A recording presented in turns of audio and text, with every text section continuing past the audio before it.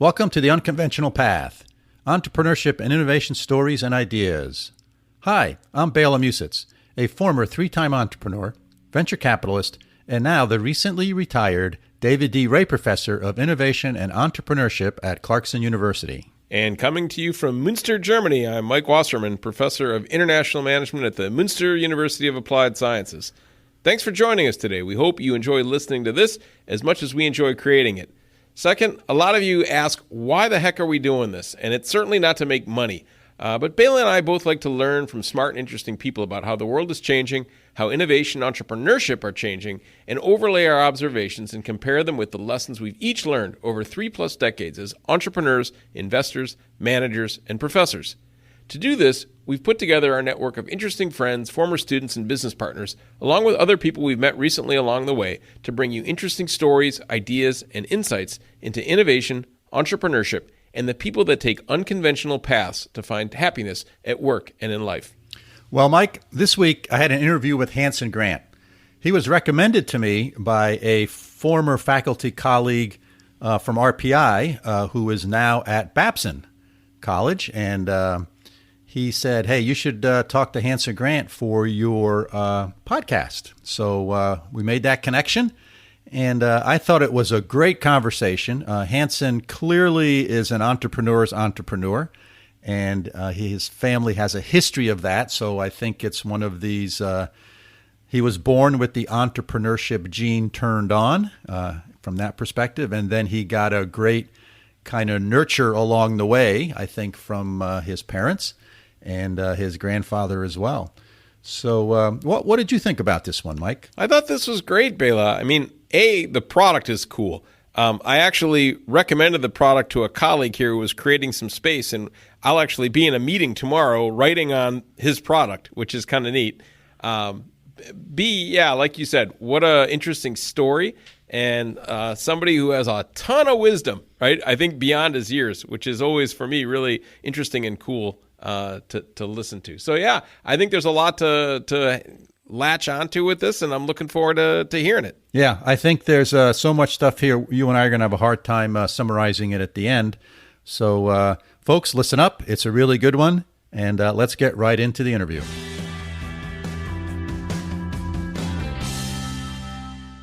Welcome, folks. Today, I'm here with Hanson Grant from thinkboard.com.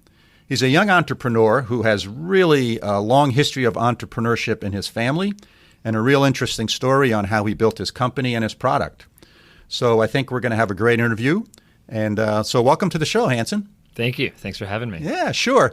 So tell me a little bit about ThinkBoard, your product and what it is. Yes. So ThinkBoard is a peel and stick whiteboard film that turns any surface into a whiteboard. You just peel it off and can stick it onto a wall, a desk, a table, a classroom desk, a refrigerator, pretty much wherever you want, and turn that surface into a writable surface. So I write on it with the those marker pens. Is that the idea? Exactly. Expo markers, quartet markers, pretty much any dry erase marker writes on very easily and erases just as easily. And I can use this, comes in various different sizes? Yep. We have sizes from 8 by 11 all the way up to 4 feet by 20 feet. Oh, great. And different colors? We have white and we have clear. We could offer different custom colors or custom logos if you want. But for the most part, the clear blends in with the surface that you put it on. So it kind of adds that color aspect of it. Yeah, yeah. So I'm thinking, I have 2 granddaughters, ages 3 and 5. And, you know, they like to write on all sorts of flat surfaces like walls. Mm-hmm. So you could actually designate wall area for this and put one of these on the wall. Yep. Does it stick to like painted surface? Yes, it does. And then they could write on it with their dry mark eraser things, and everyone's happy. Exactly. We've seen a lot of parents cover the bottom 4 feet of a playroom just all around the whole surface so the kids can go crazy and not get in trouble for that. Oh, nice. And so that's sort of the kids, right? I get that part. And how about businesses? How do businesses use this? So a lot of businesses will cover, floor to ceiling with their whiteboard if they're thinking about doing something that big, or just a regular 4 foot by 8 foot. What's interesting is the product itself is about half or a third the cost of a regular whiteboard, but the same quality. And because we can roll it up and ship it in a tube, it's even cheaper and easier to ship, install, and use. So a lot of businesses are switching to our product when they move to a new space, or they're trying to get some more whiteboard space because it ships and installs within minutes instead of hours. Nice. Okay, so I get it. So instead of ordering this big 4x8 piece of heavy whiteboard that I got to figure out how to attach to the wall, I can get 4x8 ThinkBoard, comes rolled up in a tube, and I unroll it, and it sort of has an adhesive on the back, sticks to the wall, and I'm done. Exactly. Just that easy. Oh, wow. Very nice. So where did you get the idea for this? So I was in my dorm room at Babson College, wanting to create a new business. I had just gotten out of a business with some of my friends. That was for a class project, and we loved it. We thought, business, consumer products, online, like all of that was just really fun. And we needed a whiteboard to start brainstorming business ideas. So I came to my parents' digital printing office, and I grabbed a few different sheets of vinyl that might work, and I started, marking them with the Expo marker to see what would erase, just so I could, use it in my room. I found one sheet of material that kind of worked with a lot of Expo spray, and cut it up and put it on my wall. And that was in September of 2013, while I was entering my sophomore year of college. It wasn't until March that enough friends came into my room and said, all these ideas you guys thought of, they kind of suck, but this thing that you're writing on, like, where can I get one?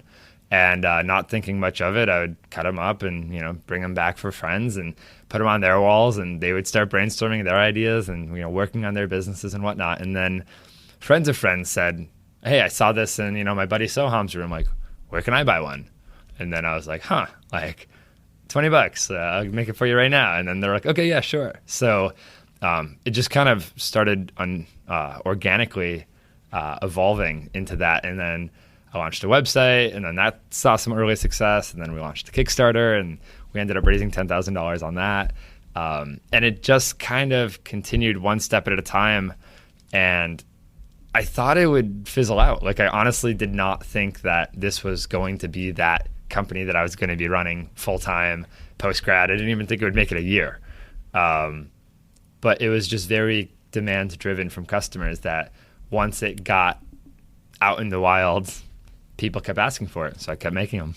Yeah. So it wasn't your original idea, right? You were just looking for a surface to write on so you could put your ideas on some surface. Exactly. In your dorm room. Exactly. And so you said, I need something to write on because I can't write on the walls because I can't erase it.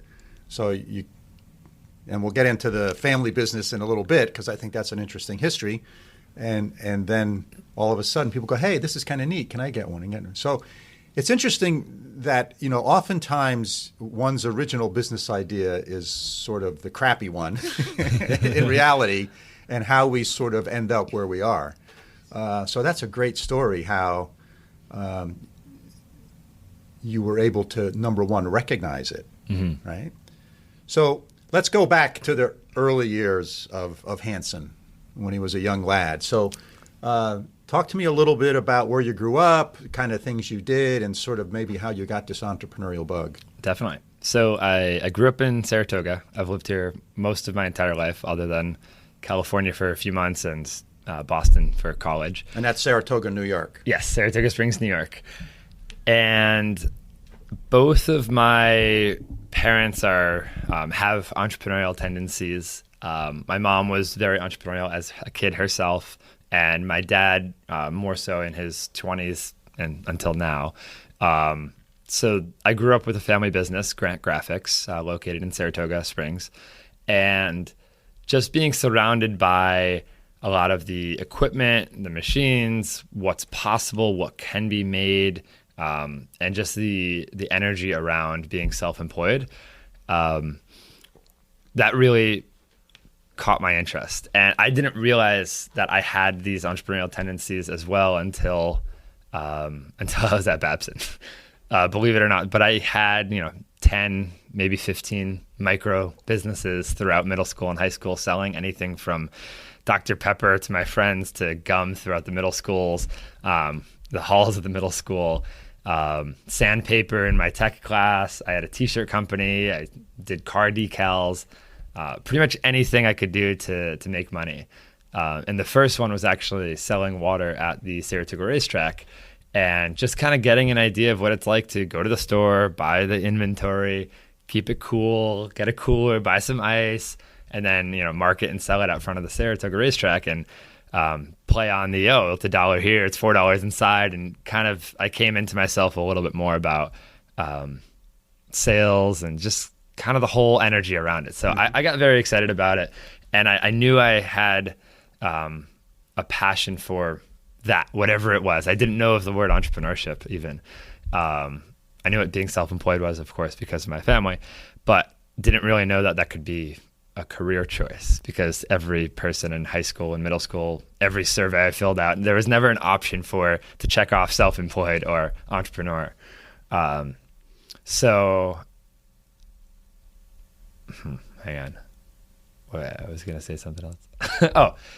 So my parents ended up traveling a lot with us kids growing up, and they would take off 2 months for, a few summers in a row. And my goal then became, okay, like, how can I recreate this for my kids? How can I recreate this life for myself? What do I need to do in order to be able to take off that amount of time? And that left me with two options: either become a teacher, which I was passionate about because I was a ski and snowboard instructor for a few years, or to become self-employed and figure that out and figure out how I wanted to make that work. And fortunately, once I got into Babson, that's the route I chose. Yeah. So when you were in elementary school or in junior high and high school and selling water and T-shirts and stickers and stuff like that, what was the thing that was driving you there? What was the thing that wanted to make you do that? I don't know. I think it was just exciting. I'm not sure. I mean, there probably was a bit of the money component that, if I had money, then I could buy more candy. But then it just kind of turned into more of a game. Like, is it possible to do this? And it just kind of kept growing. And it was, okay, I'm saving up, to get a go-kart or something for like $1,000 or $2,000. And then once I passed that in middle school, I was like, well, I guess I'm saving up for a car now. And then I passed that, and then I'm like, well, I don't even know what I'm saving up for anymore. But, college, student loans, like, that's going to come in handy. So it just kind of continued this, like, almost scheming way of life of like, ooh, if I can create this or do this, then like I can add value. And I thought of it as like, I was scheming people, but my friends told me that, but it was actually just, I was going to my, dad's office and printing out car decals and selling them to people, and for a very fair price. And it just didn't seem like it was allowed or real, or something was off, because my friends were working down the street at, Subway making minimum wage, and I was, flipping T-shirts, making a few $100 just from a few emails back and forth. So something just felt like it was wrong, but I didn't realize that was just kind of running a business and adding value and creating value and, transferring, value. And so so it sounds like the products that you sold were actually physical, tangible products. So you, in a very early age, you understood margins and inventory and, all that kind of stuff. That's really important in a business. Definitely. Yeah. I got to learn. I mean, my parents wanted me to, keep a book of all the expenses and everything to kind of get me a taste of like what accounting is like. And then I hired employees in my high school to kind of go around and be sales reps for the T-shirt company. So they really encouraged me to get a taste of what it was actually like to run all aspects, not just sales and then, having money to do whatever with. But then they also broke it down to the next level of, okay, like now you've got a checking account, a savings account, a charity account, and an investing account. And they kind of gave me all these like 4 envelopes to put money into. And then I would just continuously put money into it. And then at the end of the year, I'd have a few $100s in the charity account, and I'd be like, oh, like, okay, well, I guess this is just part of it. And they kind of did a fantastic job, actually, helping break down the all components of business and being a successful entrepreneur since middle school. Right. Actually, the envelope started in fourth grade. Wow. Which is one of my earliest memories of money. And even when it was allowance money, not just my money coming in, it was still like, this is how you divide things up. Like, this is long term, this is short term, this is charity, and this is investing. Very nice. So so after that, you I know what I want to ask you. Do you have any siblings? I do, yes. I have an older brother and a younger sister. And are they entrepreneurial as well? They definitely hold the same entrepreneurial tendencies. However, they're not currently operating a business, but I know at some point they will be. My brother gave a good shot at a startup that he's now converting into a nonprofit. It's very mission driven around helping people with mental health and mental illness in the community. So he's continuing that. It's called Let's Chat About It, and just giving support to families and people that are going through similar stuff that he had to go through himself. And my sister, she's definitely got the tendencies. She's in school right now. She doesn't know what she wants to do, but I know at some point she'll be starting something. Oh, that's great. So it sounds to me like the sort of gift that your parents gave you of, number one, exposing you to the entrepreneurial life, and then providing some good discipline for you as you're growing up and starting your businesses. So it's not just, they weren't subsidizing you in a way that you had a pretend business. Mm-hmm. They gave you parameters, so you had a real business, and you had to have real money in those envelopes at the end of the month to really demonstrate that you were making money. So that's a wonderful, wonderful foundation. So after that, you went off to college. And so talk to us about that a little bit. Yep. So I applied to a bunch of schools. I got into Babson, fortunately, but I only got in for January. So I had to figure out what to do for the first semester. And my parents helped me realize that this is a time to learn and have a lot of fun, and not just, build something for my resume, because I didn't. They also kind of knew that I wouldn't really need to, have the stacked resume like other people might need graduating school. So they encouraged me to move out west, and I drove my Subaru cross country, and I worked in Yosemite National Park as a maid for 2 months, and then hiked every day. And then I worked at Squaw Valley as a ski instructor every day and got to ski every day. So those two experiences really were eye-opening about like, wow, like, life can be very fun. Life is also very difficult living on your own and paying for everything yourself. And this is a really good backup option if things don't turn out well in college. However, I have this opportunity that not everybody has, and it kind of opened my eyes of like, wow, like I can really take advantage of going to school and following my dreams and giving it my best shot, because if not, then I'll end up here, which is great and it was fun, but not really as fulfilling as I thought it would be long term, So I kind of left with the question of, why do my parents think class is fun and going to school is fun? And I came back with, oh, okay, I understand why, like after taking a 6-month gap from learning, why they feel so excited about like why they'd want to sit in my classes in high school, mm-hmm. which I never understood. So I came into Babson with that perspective of, okay, I barely made it in. I'm probably not going to do that well academically, but I'm here to just soak as much up from it as I can. And my parents really encouraged that mindset. So naturally, sitting in the front of the class, participating, engaging with every professor, ended up yielding some pretty high grades. So that wasn't any problem that I thought. I mean, it wasn't what I was expecting, but it made sense now that I was thinking about it. Yeah. So I ended up doing very well academically at Babson, connected with a ton of different professors, was the co-CEO of that first class project that we were part of. It's called FME, Foundations of Management and Entrepreneurship. And it's a whole year-long program to come up with an idea and apply for funding for the first semester and then run it the second semester. So that was the most monumental, I guess, part of the whole experience for me, was because I got to run a company with 17 employees, and there was there's a co-CEO, there's a COO, a CFO, a head of sales, head of marketing, like all these people. And we kind of ran with this idea And that was when we saw the very early success of, wow, like this is possible. We were featured on Bostino, we were featured on Bloomberg. We sold sunglasses. They were Boston Strong branded sunglasses. And it was right after the Boston Marathon bombing.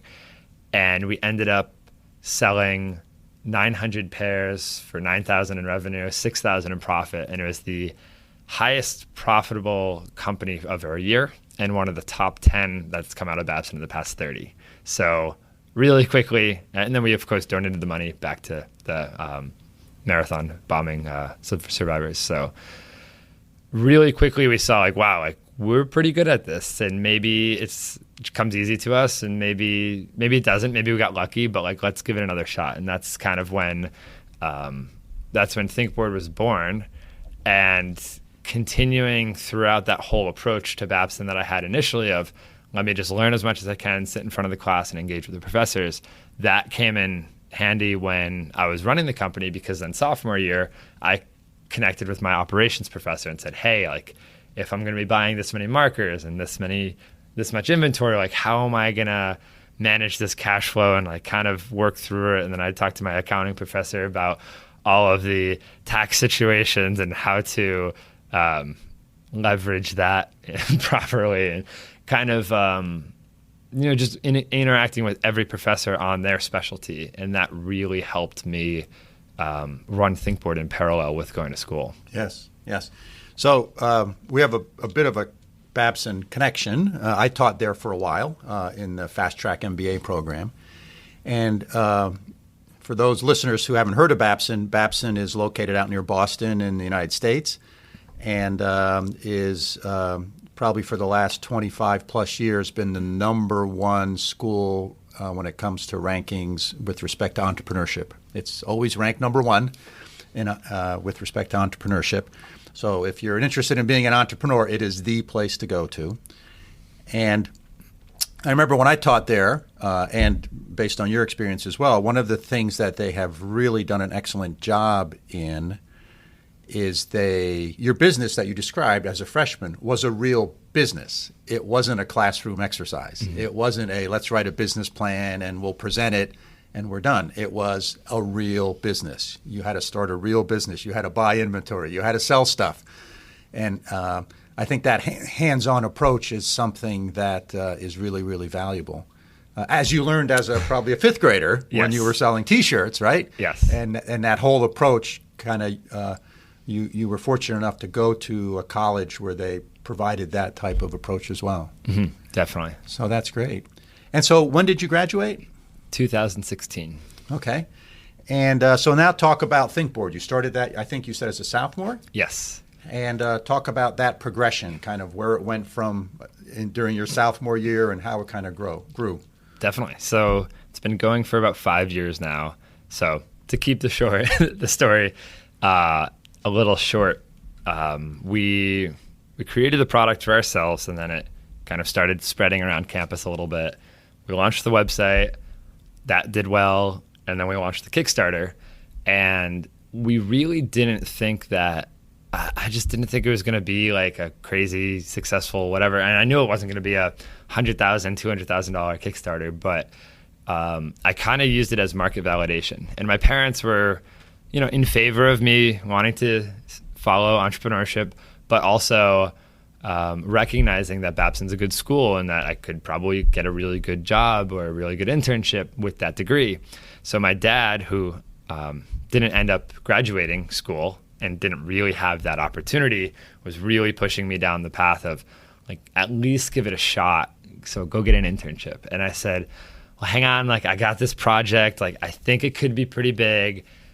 Let me run this Kickstarter, and if it's successful, then I'm going to continue it. And if it's not, then I'll go get an internship next summer. Yeah. And he said, okay, that sounds fair. So, of course, now that I'm here talking, the Kickstarter was successful. We raised $10,000 in 30 days, and everybody was kind of blown away. Like, wow, I really didn't think that was going to happen. And I didn't raise it by asking people to give me money. I raised it by asking people to share it with their friends and family, and just continuously sharing it on Facebook. And we got about 700 shares on Facebook.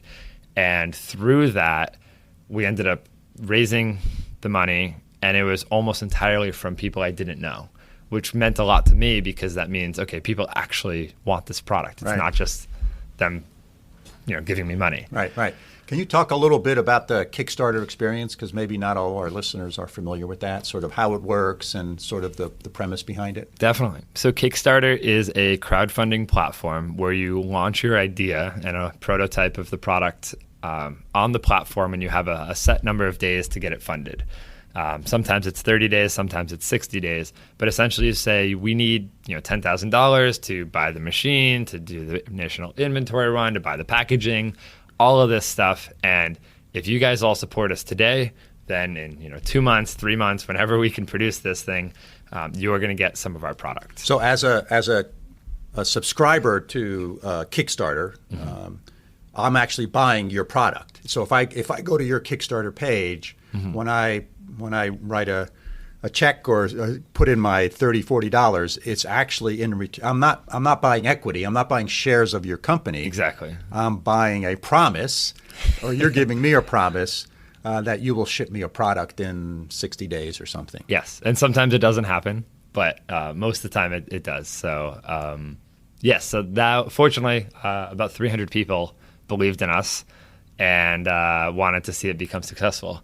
And once we funded and fulfilled, I thought, okay, like maybe, a few of these people are going to want to order again, and it's not going to be like that crazy amount of orders again. So I hired my sister, who was 14 at the time, to come in after high school and ship out an order here and there kind of thing, because we had some inventory built up. And I was studying abroad, and I almost canceled studying abroad because this kind of took off, but I also felt like she'd be able to handle it and I could manage it remotely and stuff like that. And I'd always dreamt of, being able to run a company from another country.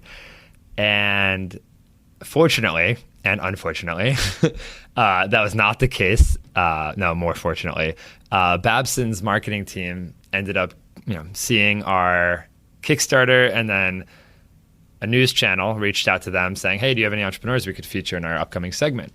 And they said, sure, check out ThinkBoard. So they reached out to me. We filmed. I thought it was like a local channel, like Wellesley or, kind of like Saratoga's local channel, like nothing too big. But it turned out to be ABC. And it was just, it was called WCVB, The Chronicle. And I had no idea what that was. But apparently that was, primetime ABC, Friday, Saturday, Sunday in Boston. And that featured 2 weeks after I got to China. And I ended up calling my sister and told her that we had the same amount of orders we just had for the Kickstarter, but now they're all website orders, and they're probably expecting this within 2 to 3 days. And she quit immediately. And then my brother and mom fortunately stepped in for about a month or two, helping fulfill orders pretty much every day until we got an intern to come in and cover, and we got another wave of orders come in, and it was just this, it was not what I was expecting. But what was really cool is it set the foundation of like, okay, like I'm not always going to be there. I'm going to need to set up a system where things can happen without my presence. And I was catching the travel bug, and I was like, I do not want to go back to just shipping products out of my dorm room every day.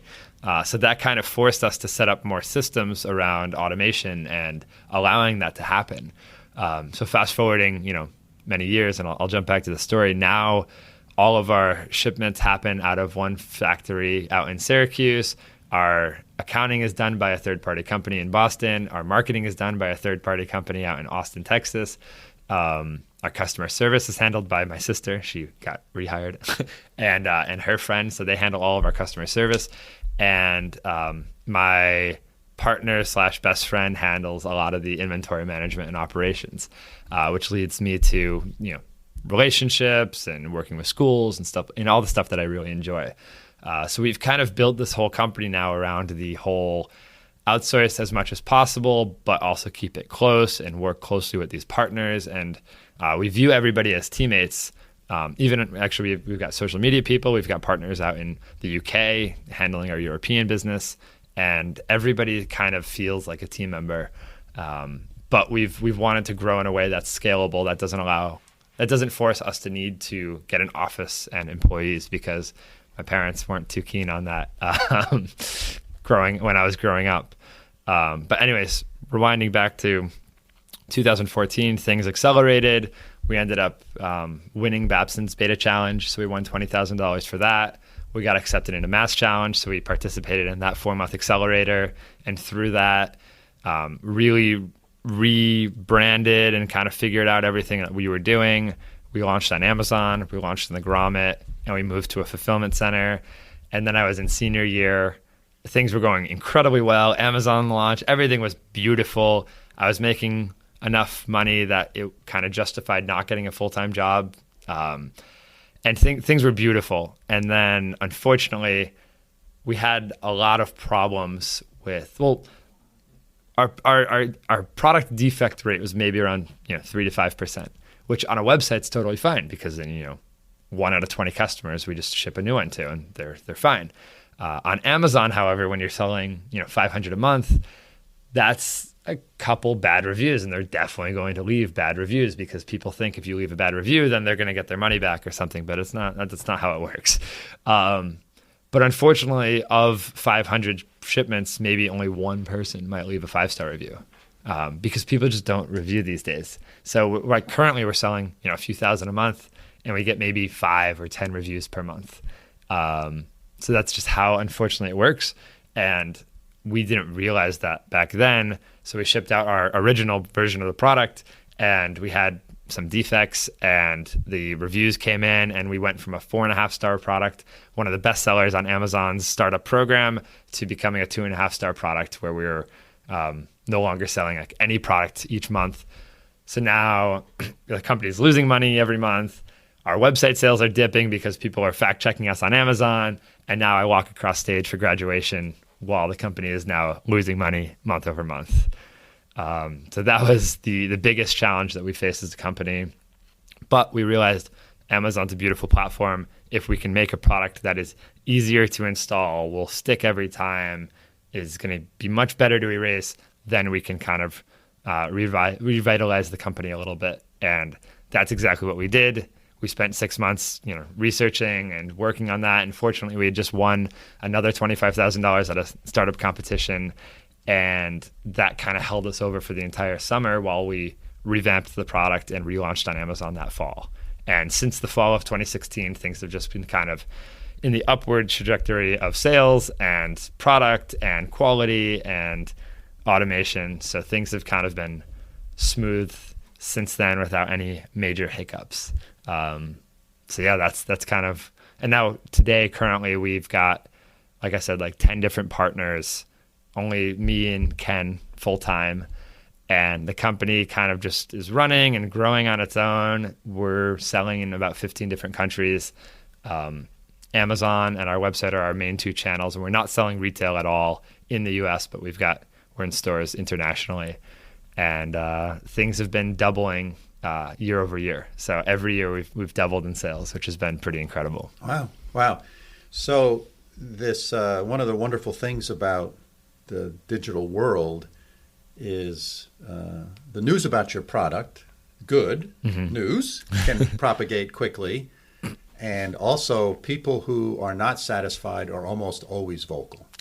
Yes. People who are very happy, just a small percentage of them are vocal. Uh-huh.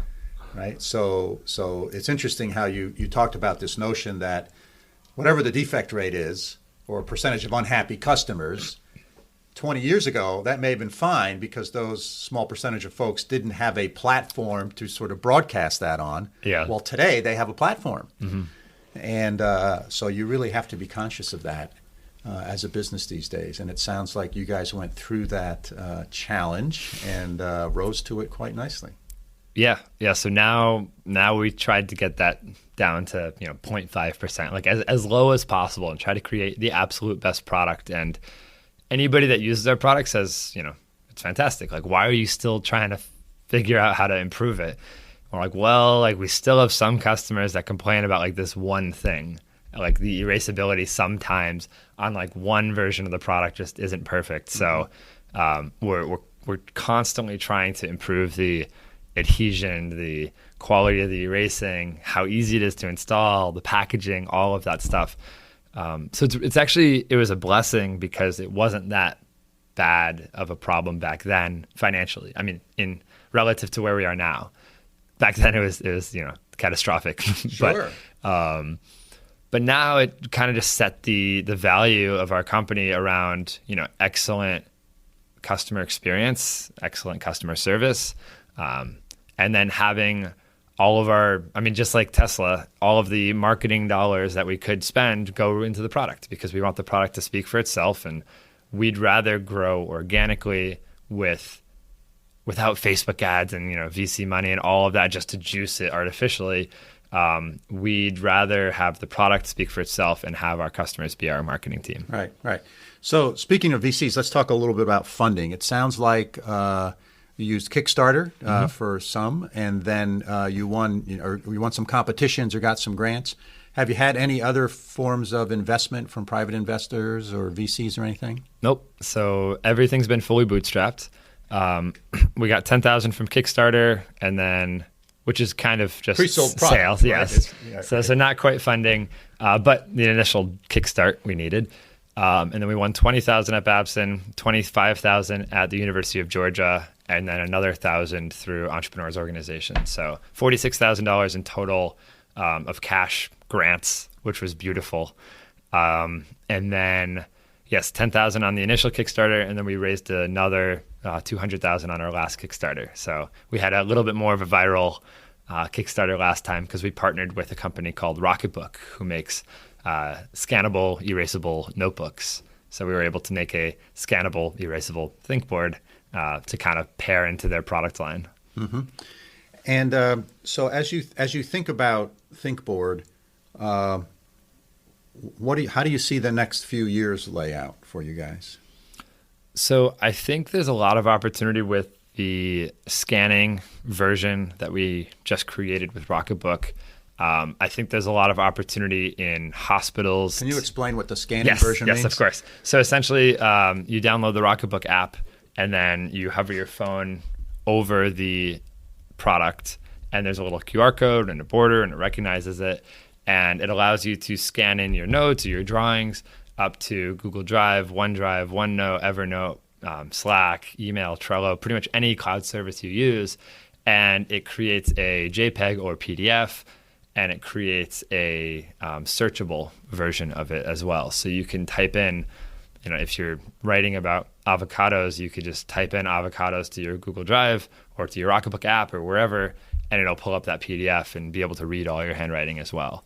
So just so I understand this, I have my ThinkBoard, I write a bunch of notes on it. Mm-hmm. I can take out my phone and my Rocketbook app, take a picture of it, and somehow magically it will go up into my Google Drive. Yes. And I can search that because it recognizes the words that I scribbled on the ThinkBoard. Yes. So you could send it to multiple locations at once, and it just kind of creates a much easier system for file management if you're a teacher and you want kids to be able to scan in their work, or if you're taking phone calls at your desk constantly and you've got your notes that you take and then you just quickly scan it in and you can title it automatically. And I've been taking pictures of stuff like that for years, but then how do I file it? How do I search it? Yeah, exactly. It's a pain in the butt. So this sounds like a really nice thing. Yeah, so I think there's a lot of opportunity with that because it streamlines file management, which could be incredible in businesses, in hospitals, and in schools. So we're going to try to see how we can customize that a little bit more to help streamline maybe hospital file management and schools like that. Another thing that we're working on is we've been resurfacing a lot of old chalkboards and old whiteboards that are no longer working. And it's a very environmentally friendly way to, repurpose an old surface that's no longer useful. Because you can cover it with your ThinkBoard. Exactly. So a lot of schools, if they have got chalkboards and maybe asbestos behind them, maybe not, or just chalkboards in general, it's going to cost a few $1,000s to take that off the wall, recycle it somehow, if that's possible, and then put another board up and then drill it back in, versus just having us come in and for a few $100s, put our film right over and cut it to size. And it's very easy for us to do or for the end customer to do. And we're also seeing a lot of schools move towards flexible furniture and whiteboard tabletops and all of that. But those tabletops are, $500, $600, $700 a piece, but they're only going to last a few years anyways. So might as well just keep your old, really sturdy, strong furniture and put a film over that. Right.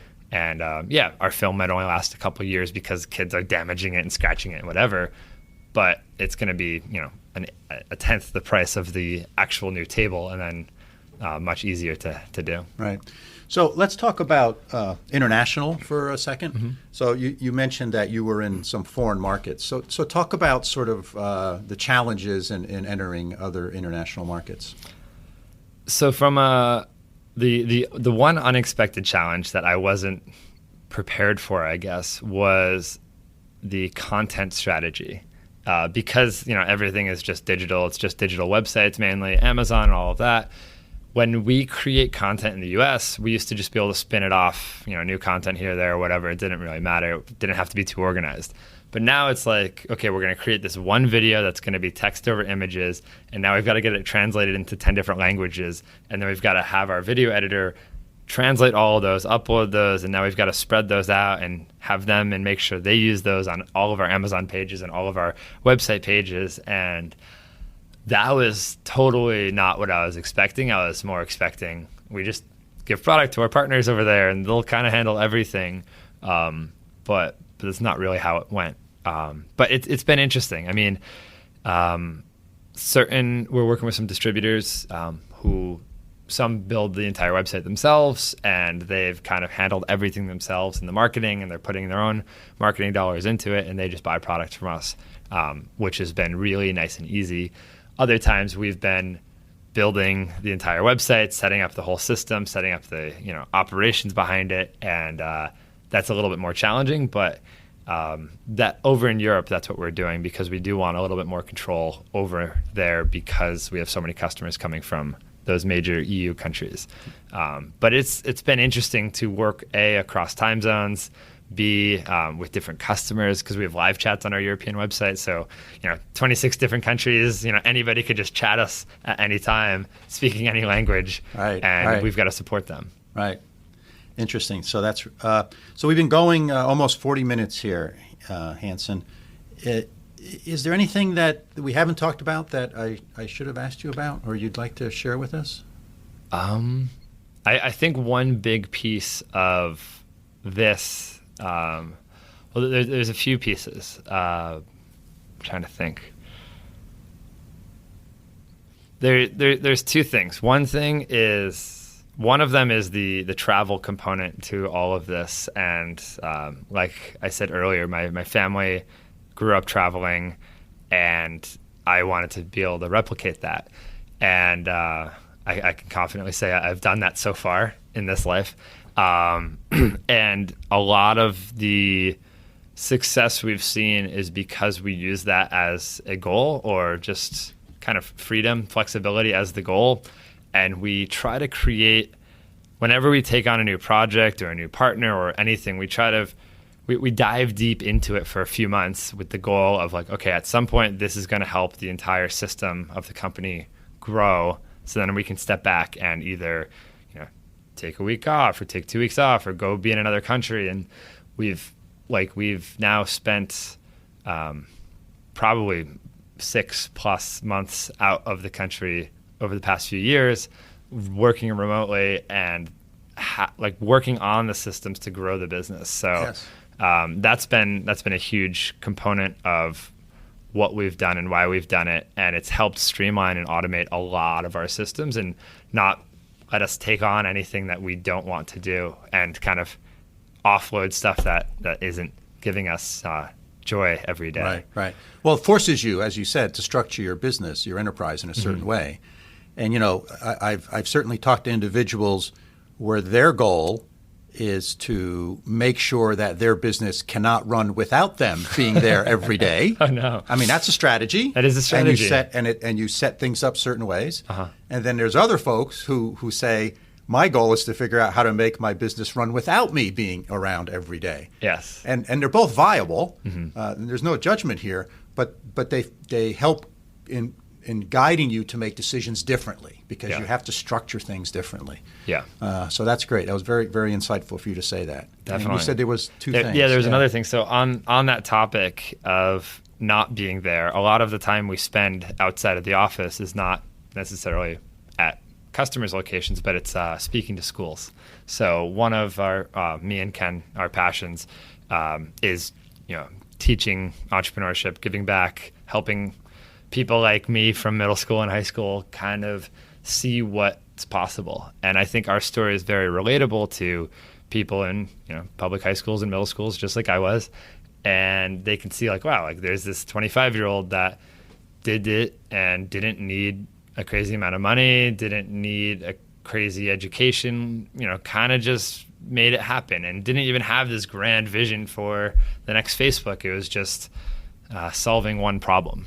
And I think if I saw a 20-something-year-old speak at my school, that probably would have sparked a little bit more excitement. Not that I needed that, but so now, a few times a month almost, we're going in and speaking to schools about entrepreneurship, and whether it's to college level students about like the story and everything we've done, or even to, we were with some fourth graders a few weeks ago, kind of breaking down the financials of a lemonade stand and, going to the store and who's going to drive you to the store and the operations and the accounting and like, here's actually how much money you could make if you sold lemonade, but if you sold another product like lemonades and cookies and paired them together, like that's much more profitable because X, Y, and Z. So we're hoping to spark the next generation, I guess, to start thinking in a way that's a little bit different than what they're taught in schools, unfortunately.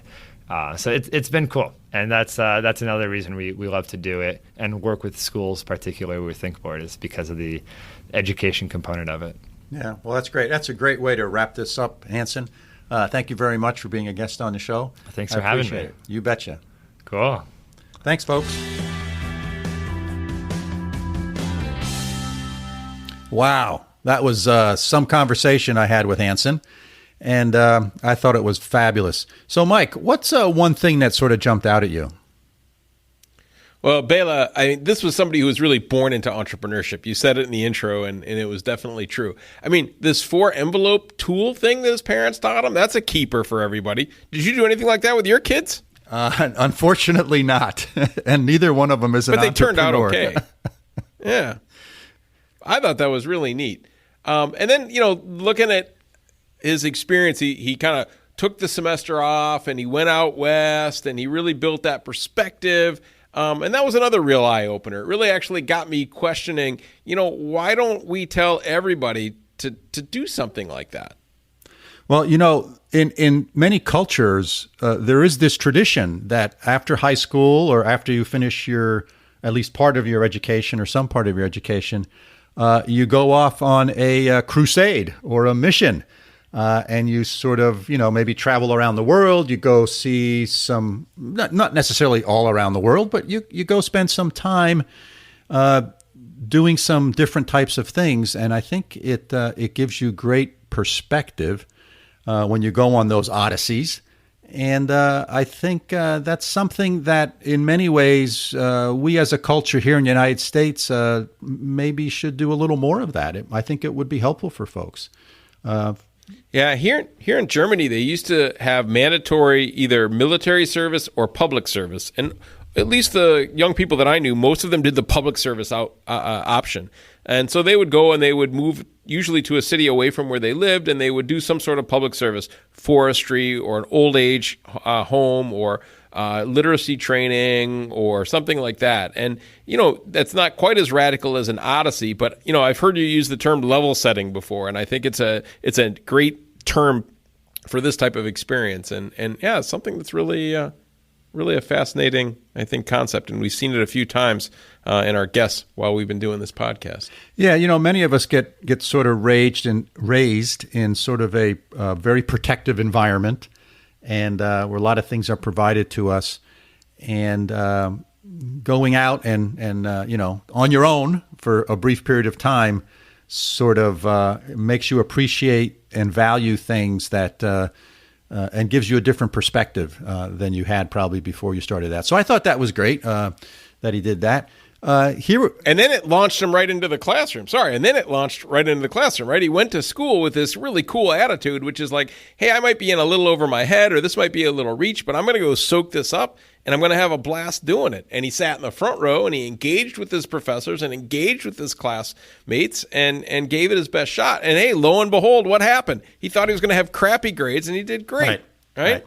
So Mike, was there an experience like that in your life? Because I know there was in mine. I mean, something that sort of turned the light on for me and kind of got me motivated. Was there something like that in your life?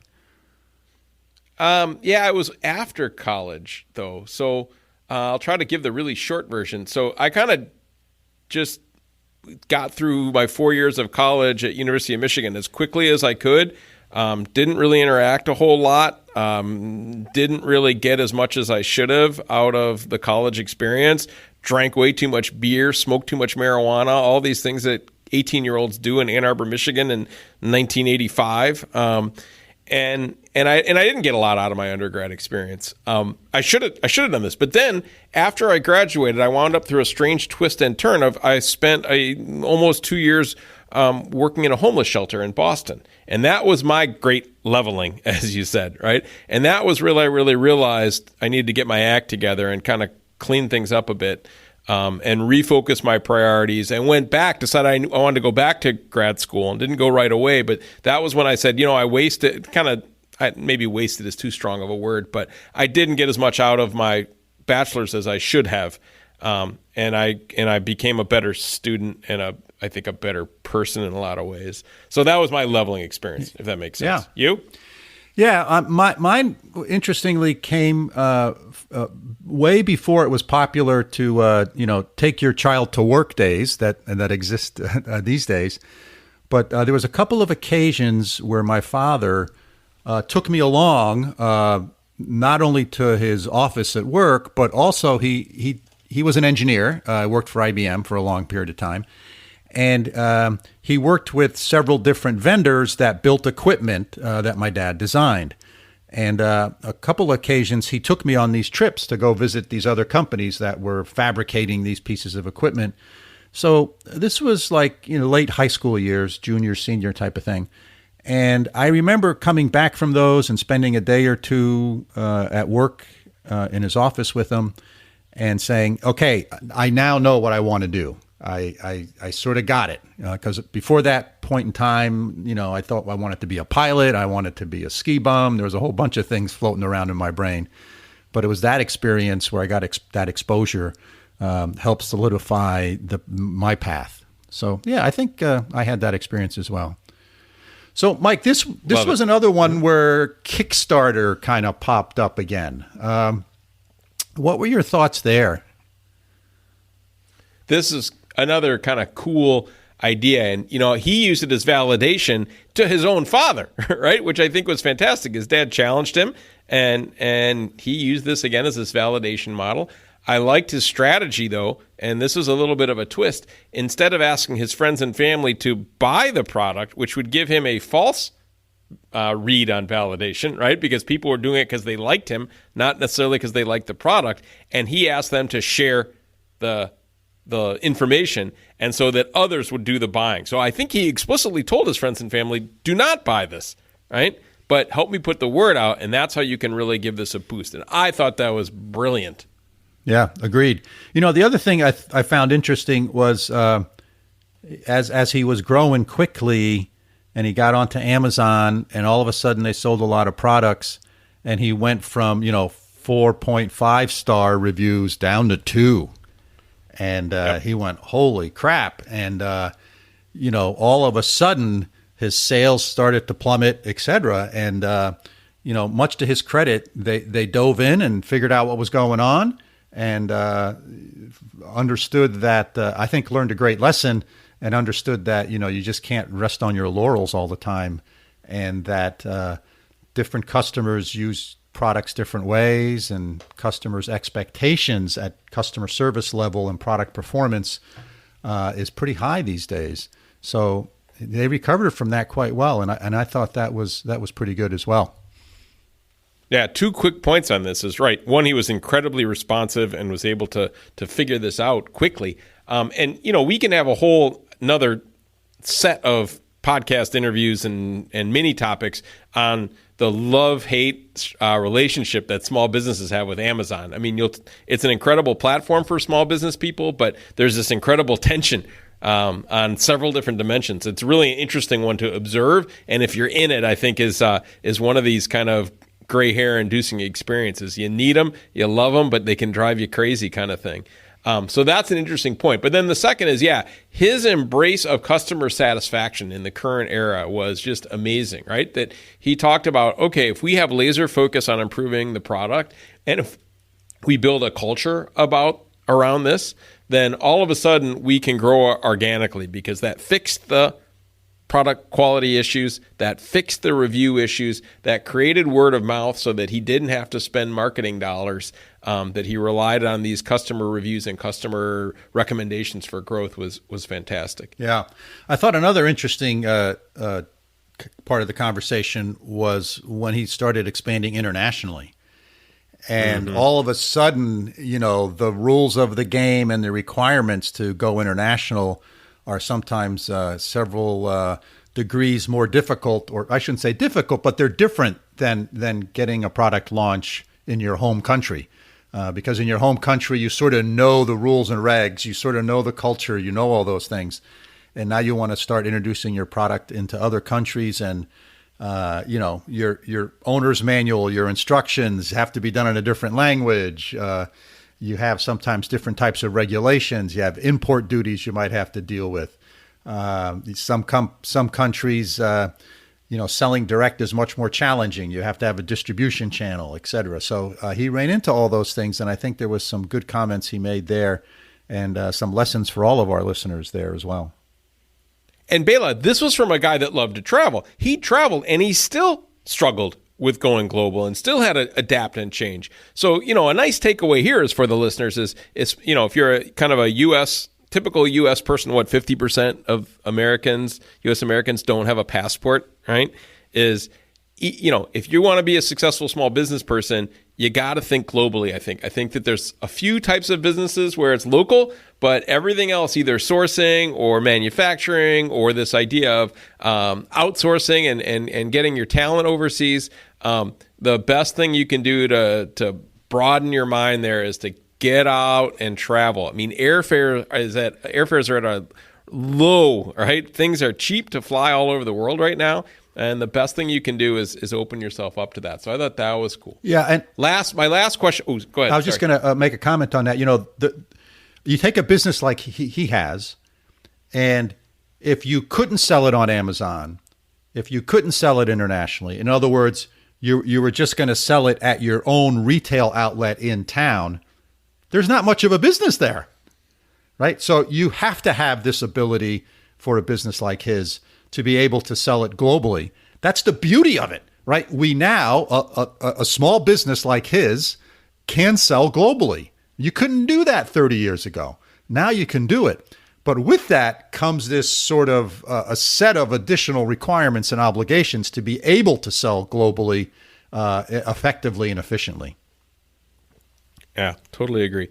The last key issue that I had in my head was, you asked him about how he financed the business and what his kind of model was. And I thought that was also really interesting. You want to talk a little bit about that and what struck you there? Yeah. So, he used Kickstarter.